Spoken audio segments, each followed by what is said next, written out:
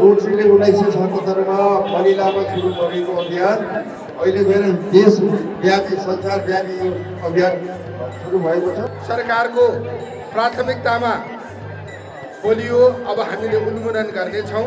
सम्पूर्ण नागरिकलाई पोलियो उन्मूलन गर्नका निम्ति सक्रिय बनाउनेछौँ।